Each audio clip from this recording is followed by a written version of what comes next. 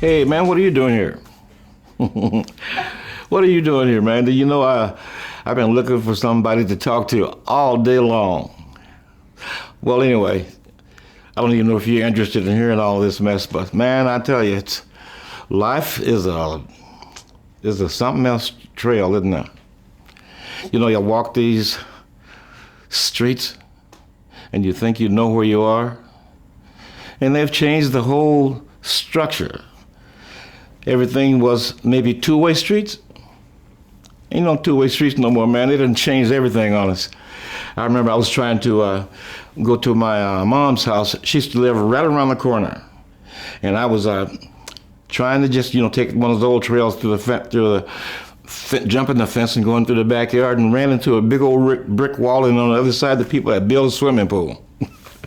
I fell right in the pool, man. That was so funny. Do you know I had a heck of a time explaining it to my girlfriend why I was so wet. Because I didn't go to my mom's. I just decided to go back home after the pool. Man, it was crazy. So anyway, I got back home, and she wanted to know what I've been doing. I said, well, I was on my way to my mom's, and I fell into this creek, man. And as crazy as it seems, I got out and I decided not to go to mom's. So here I am back, and here you are. You're going to beat me up, and I just fell into a 8-foot pool in the middle of the night, and I've been drinking too.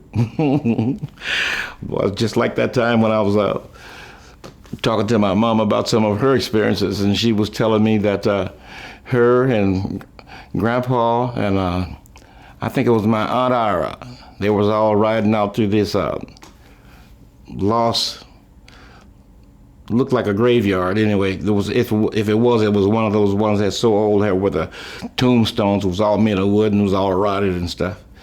So she said my mom said she told my dad, she said, let's not go through there. That's too dark. There's no light. He said, well, we got this lantern. She said, no, that's not enough. She said, man, I tell you, she said, we got to get on in, chick. That was my dad's name.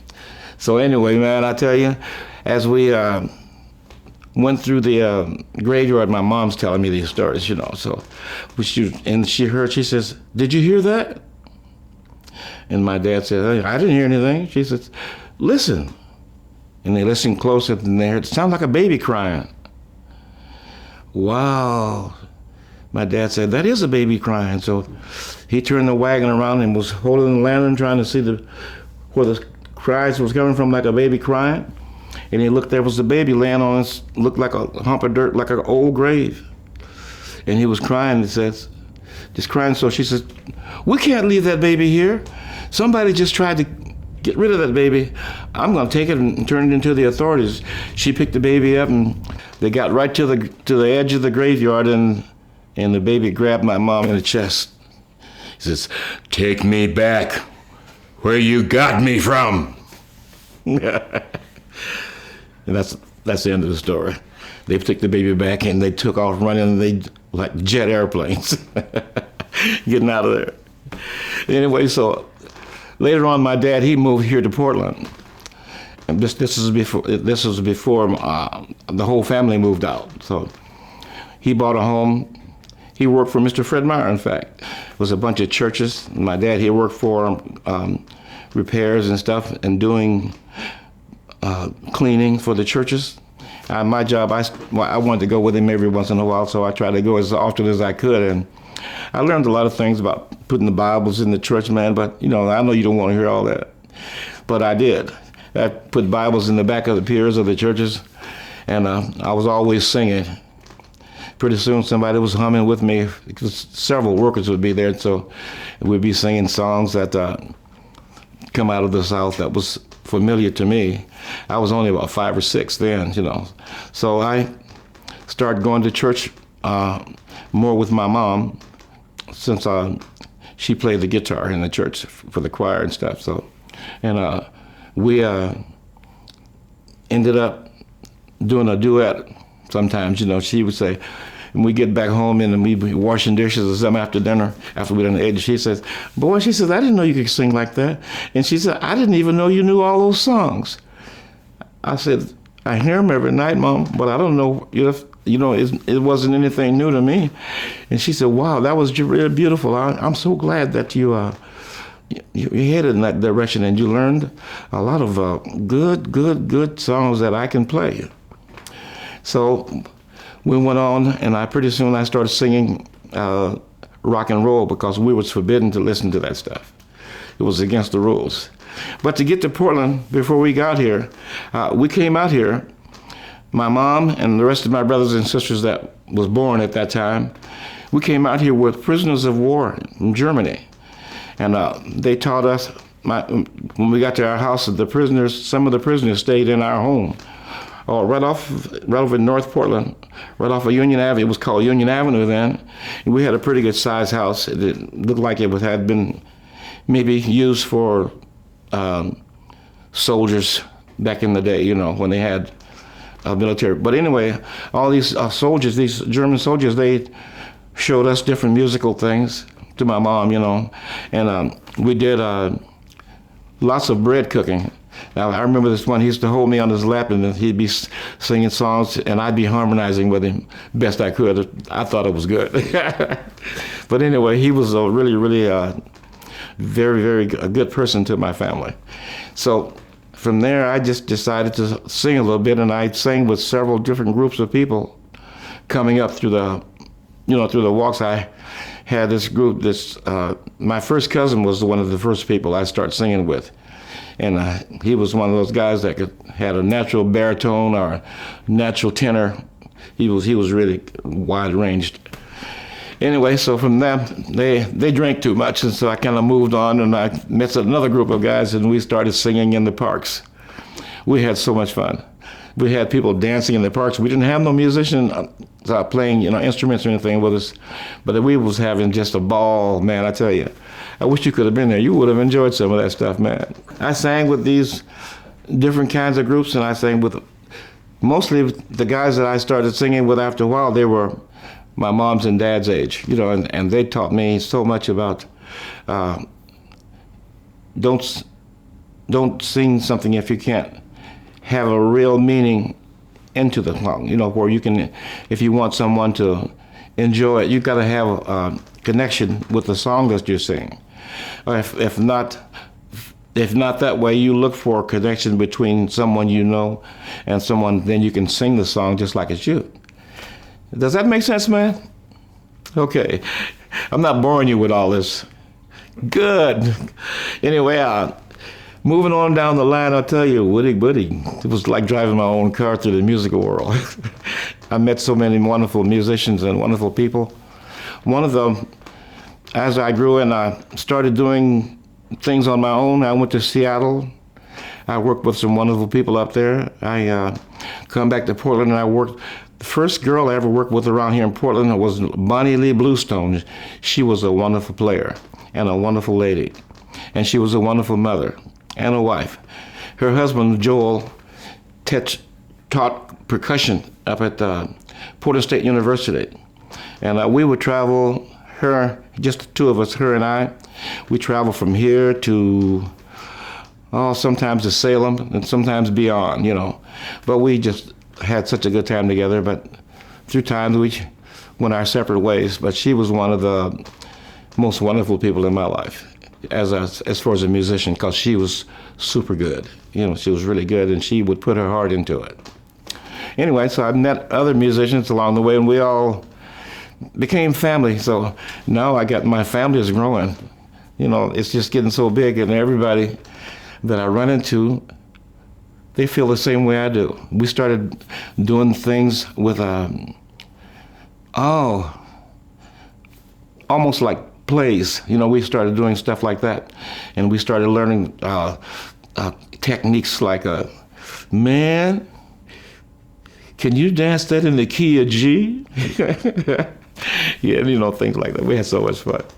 And then we traveled on down through my life, and I changed up again, and I met some wonderful guys that I'm working with now through my turn of the life, but I'll probably go back and forth with them because we've done some wonderful things. A guy named Scotty McGee, his name was, and he was one of the first people to really want me to come out, and he kind of talked me into coming doing something before I really wanted to, because I was planning on having things right out of my home, and I wanted people to come through and express themselves, just like you're doing out there in the woods. You're having a good picnic time.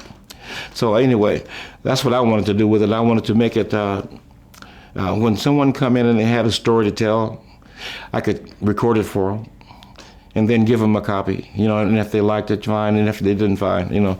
I was learning my way up the ladder, so I started working with these kids, runaway kids. They used to come to my house all the time, want to stay there, and I didn't pay any attention at first, but none of them had anything to do, and sometimes their folks forgot about them. You could tell, because they were hungry for someone to care.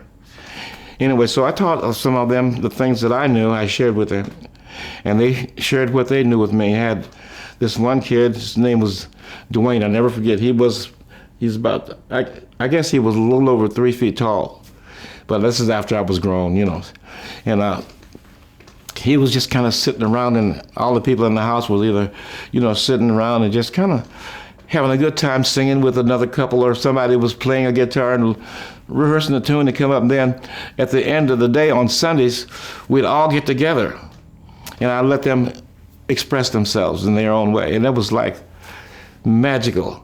Like, go back to this little kid. He was just listening, and one day he says, "Can I play the guitar?"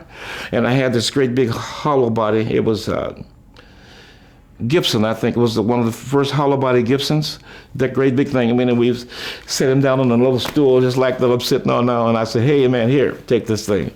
So I said, he says, "What do you want?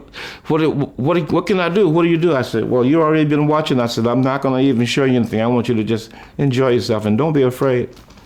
Man, he sit back on that guitar and started playing that thing. It sounded like Wes Montgomery, and he was about 6 years old. He sounded so good. I had a house full of people too at that particular time. He sounded so good. Everybody just kind of stood up and gave him a big round of applause. Next day, his mom came down. She didn't want him to come back anymore. She's going to make a superstar out of him. And after that, he just went his own separate way. And I think that she probably thought about that afterwards, because he was happy there, And when she took him into her world, where she was maybe needed some money or whatever it was, but she didn't let him come back, I think it broke his heart. She moved completely out of town, maybe thinking that he could do it, but he could never even play the guitar anymore after that. He didn't. It was just from his spirit that when he was sitting there and joyful with all the other kids and stuff.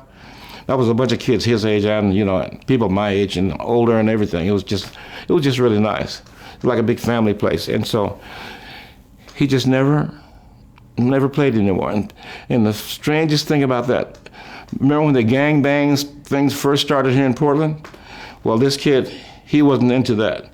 But when he came back to visit family here. Gangbangers picked him up and took him over, and there was all the kids he went to school with, one had to turn into the Crips, he told me, and one turned into Bloods. I said, "What?" Because I didn't even know what this was going on. I was working every day, coming back home, making sure that the kids, were okay.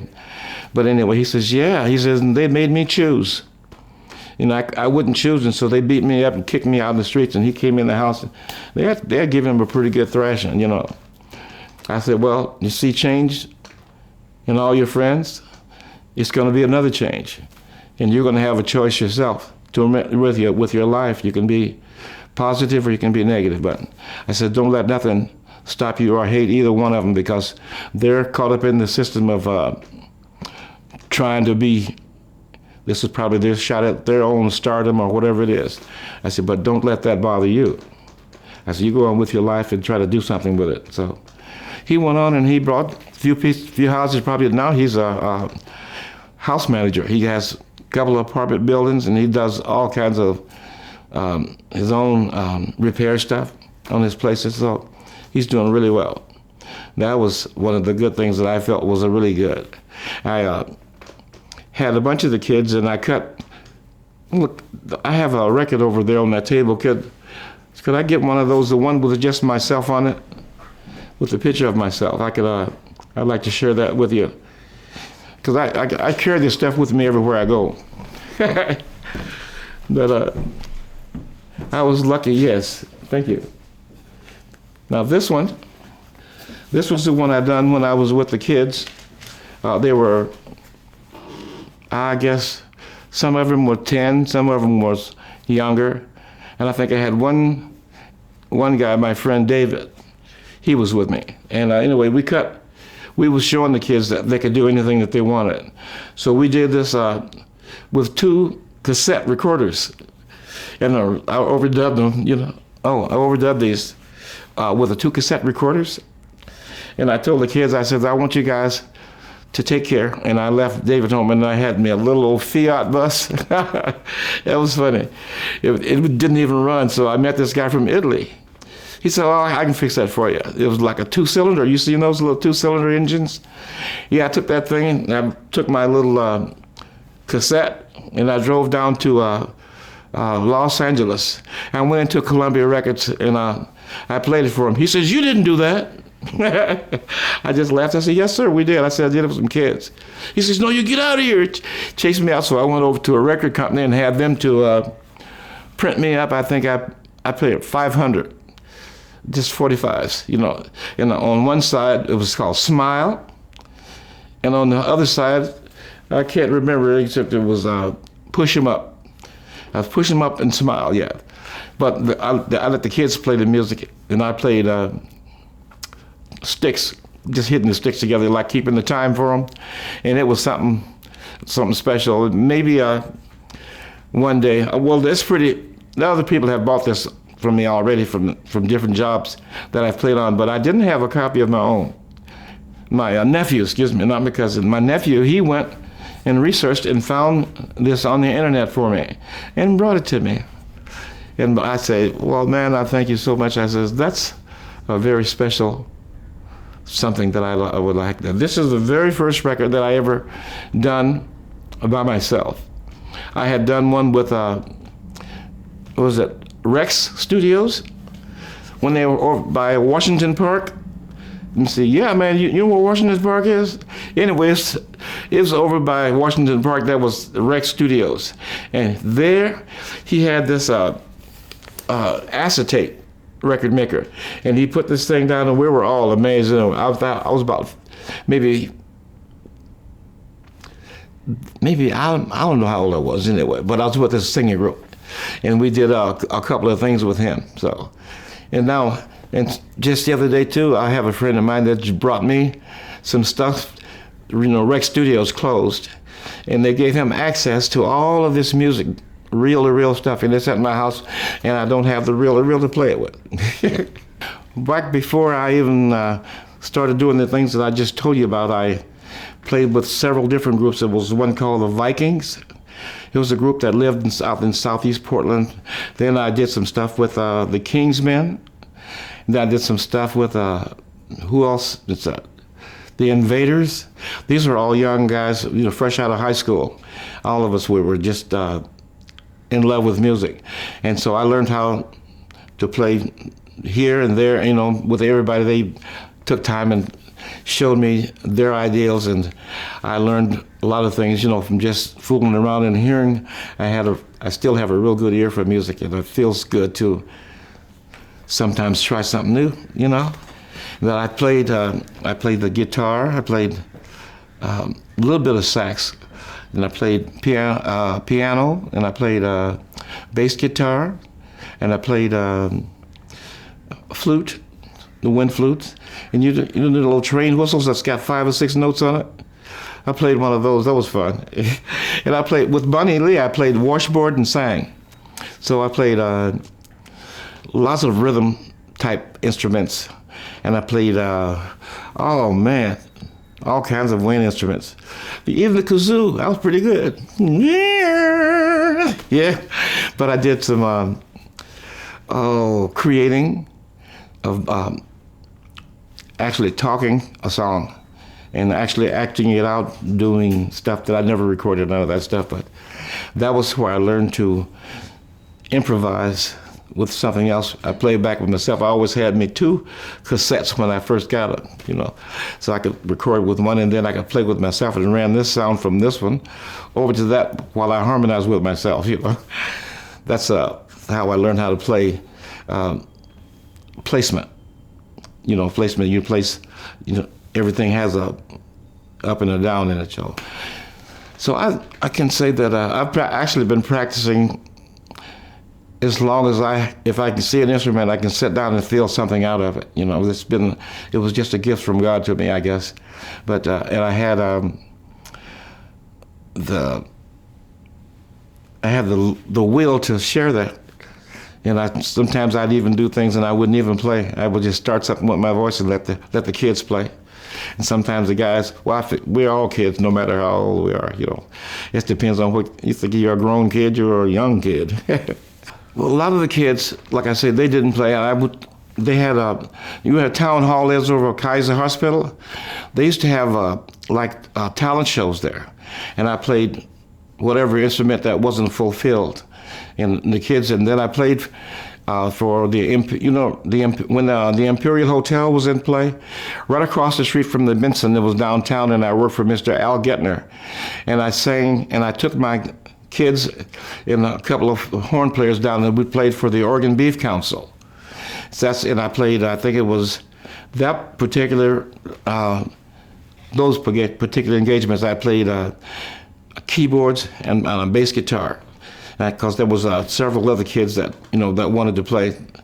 It was all a learning process, and as I grew, I found out that it's the learning process in music. You just never stop learning if you are a part of it, because there's always something new, and even though everything's been done, there's always a new way to approach a song, writing it or playing it, and you learn along the way.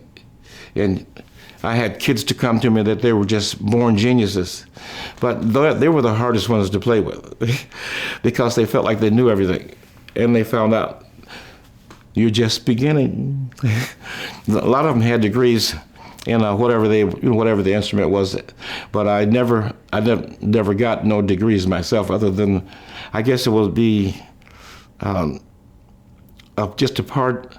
I was always a part of the plan for whatever was happening, because I was never what you would call a person that would try to steal the spotlight. I like to always share that with everybody, because everybody has something very wonderful about themselves to express. And I want to say this because it's the truth. And so when you or anyone, if you're listening or watching, if you have a goal in mind, don't let anything turn you away from that dream. That's my advice to the world. And I'll be glad when we all can come together as one world. This is such a trying time for me. Right now I'm having my grandchildren and my great-grandchildren at my home for in-home teaching. And one is real good, and the other one is pretty good, but they don't enjoy it as much, because I don't believe God made us to be separate, even with the masks and stuff on, which I approve, because it has a purpose. But I think that we all need each other. People need people, and that's been my treasure to share with everyone. I think that we really need each other, people. And when we all realize this as a world, what a wonderful world, I tell you. My first journey here, when I was starting here in Portland, my plan was, after I had gone through all the stuff with Los Angeles and stuff, I decided to put my own place together, and it didn't work out that way. So I went to Seattle, and I met some wonderful players up there, musicians. I played with this wonderful guy named Luther Rabb, and he had a band called the Night Sounds. And those were the first guys I did some of my own writing out of Portland with. Then from that way, I went back to Portland, and I met my friend Dave. We traveled to Los Angeles together. We did a duet thing. We played for many rest homes, the old folks' homes here in Portland. We played for street parties. You name it, we had just so many wonderful connections. Then I finally met through my trips, like I told you about Bonnie Blues Zone, she was one of my highly influenced. Then I had these guys called I did things with a group called the Night Sounds, and that we recorded some stuff, but it was just all nostalgia, like other people's music. And we have several recordings of that all over the city that they were pretty good. Yes, and all of that was in the 1960s. I would say from about 61 up until around the 70s. And then we started growing, I guess, and met in the 70s. There was a group called, but anyway, the Invaders. I did a thing with them, and then from there we only did local stuff, and we did a few things in Washington, up in nothing in Seattle though with them. We did some stuff in Tacoma, Washington, and then I met another group in Tacoma, Washington. It was called the Kingsmen also, but they were more a religious group. They did old time, give me that old time religion, that old time religion. We did that kind of stuff with the Kingsmen out of Seattle, Washington. And then we started doing some rock and roll. I had a lot of influence from Liberace. I loved him from the way he dressed and the way he carried himself as an entertainer. He was a very inspirational in my life. And I met another good musician was Paul Anka, but I never did get to do anything with him. Neil Diamond and I, that's what we all got on the same label together in Los Angeles. It was myself, Neil Diamond, and a guy called Big Black, and Hugh Masekela. That we were together in Los Angeles on the Union record label, on the same label that I did Can You Dig It on. That was pretty big. Wolfman Jack used my Can You Dig It as his theme song for years. And then I recorded one of the songs on the side of Can You Dig It, or either it was Pain Is the Name of Your Game, but I recorded in Vancouver, Washington. It was called Since You've Gone Away, and that became pretty popular. Then we had kind of just moved on into the 80s. Then we started messing around and doing disco type funk. It was just called, disco funk. And we did some stuff. Then we came up into the 90s.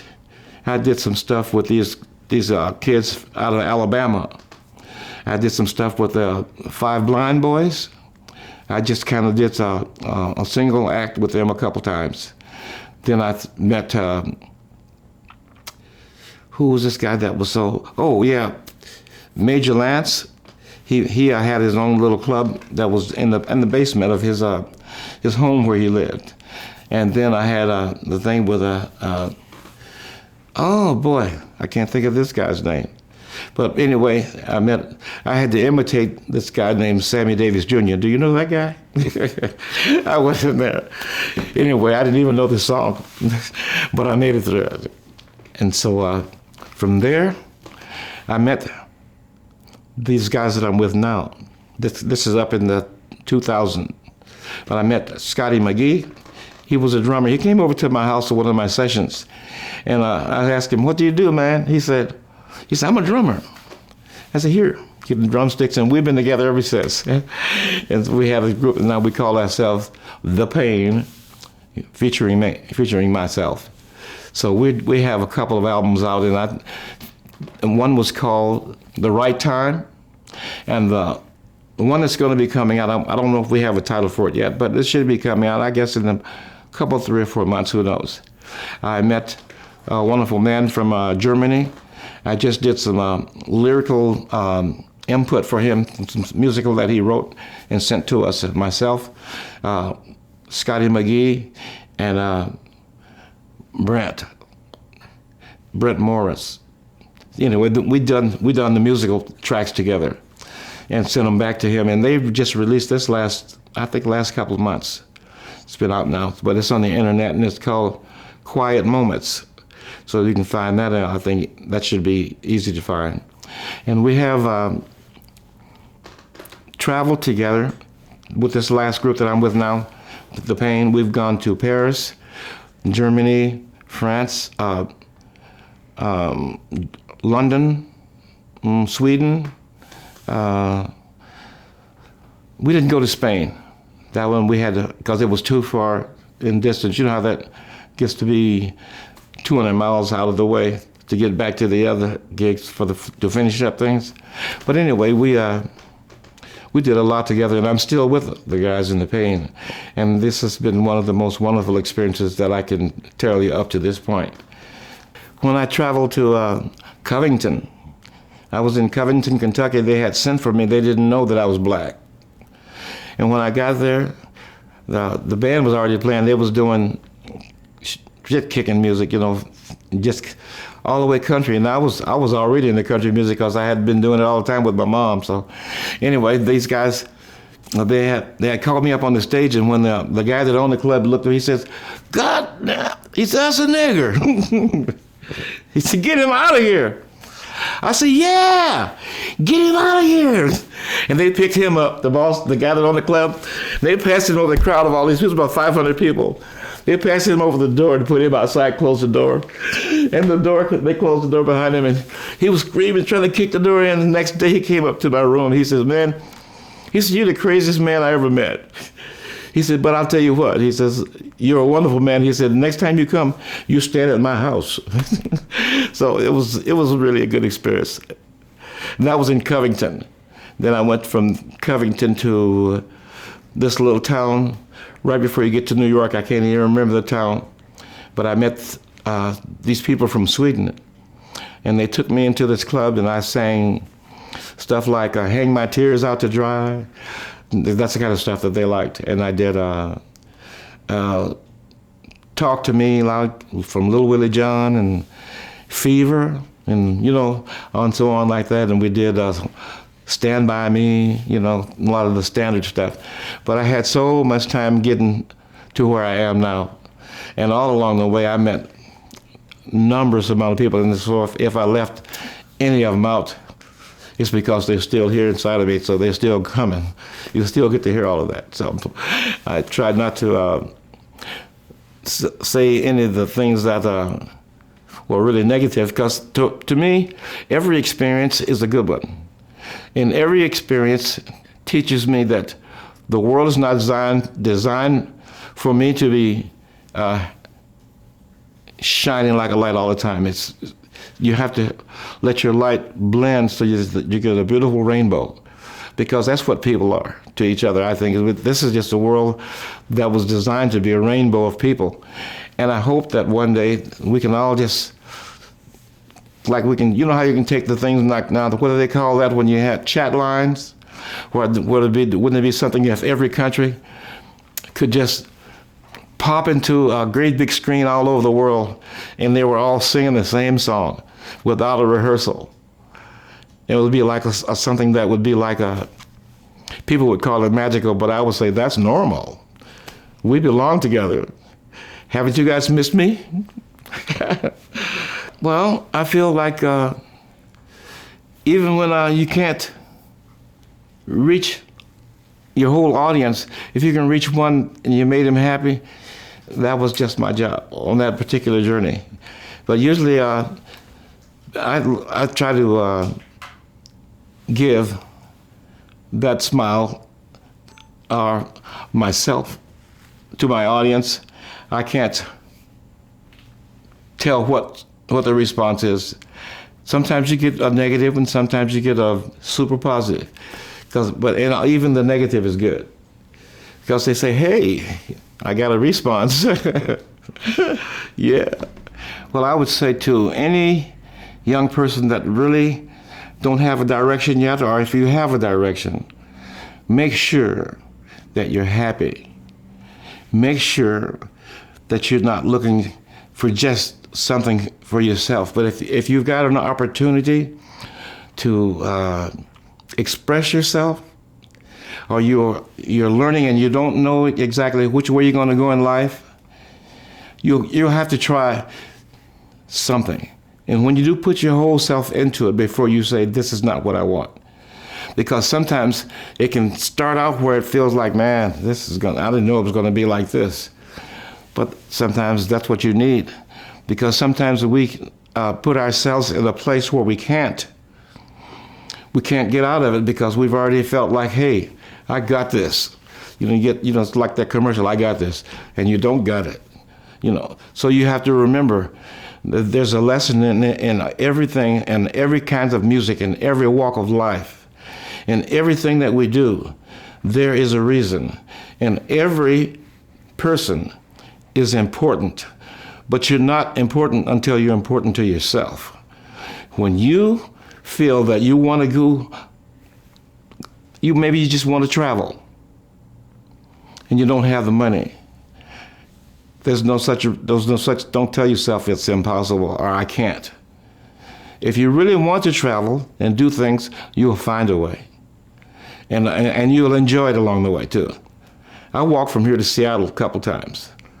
And I was in Yakima, Washington, and I went up there to pick apples. I took a crew of guys, kids, young guys, some are older than me, but we went up there to pick apples. They didn't want to pick apples. They wanted to do, each one went his own way after we got there because the season hadn't opened. So I ended up walking home from Yakima, and along the way I sang here and there. Sometimes I'd help someone along the way. Maybe they have along the freeway, before it was a freeway. It was back in the days when there was no 14 or, it was just highway.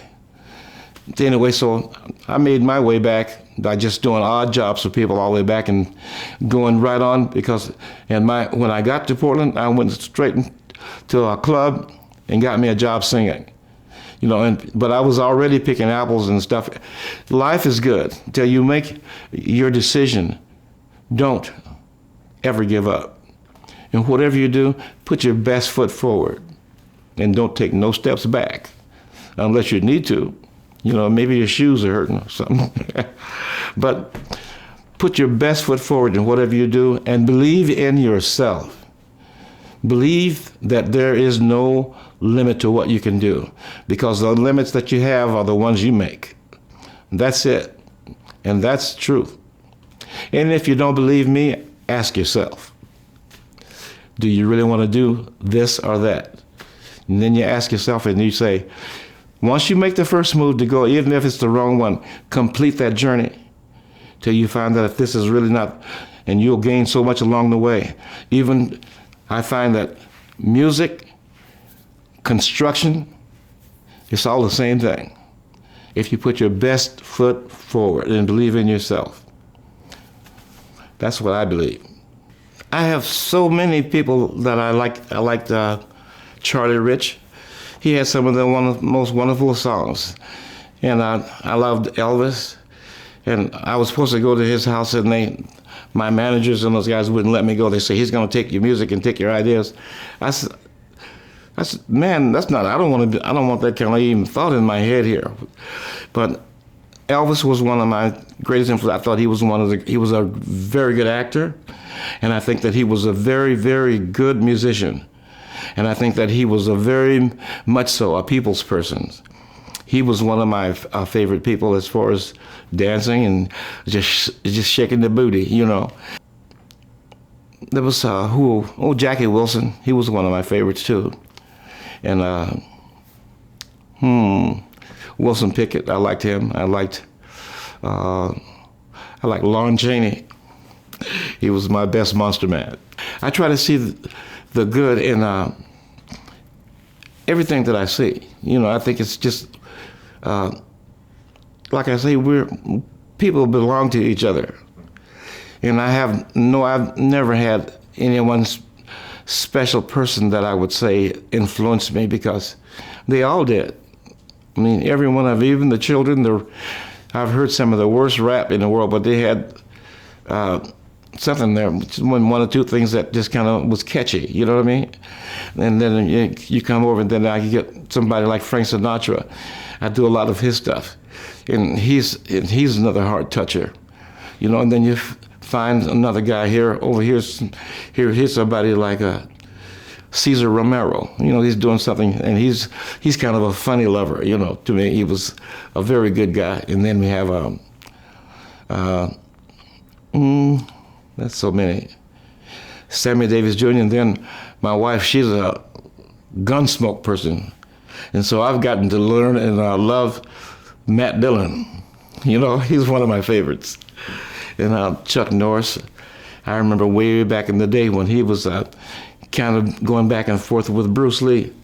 I was watching and learning and enjoying learning the dance moves and stuff, and that both of them had good balance.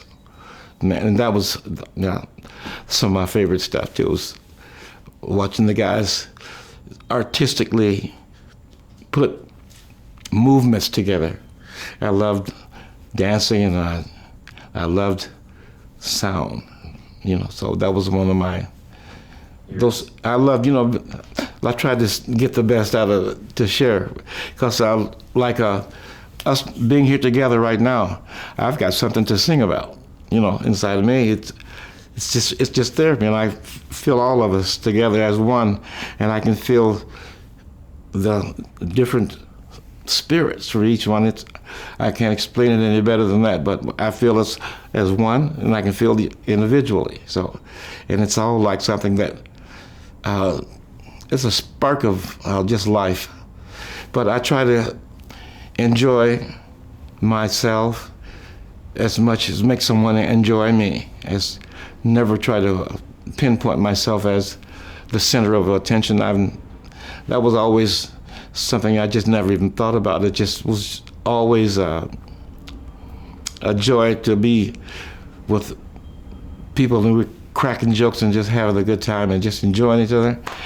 I really can't say that I had one special person to ever do anything, because I see all of us as with something very special, and it comes out.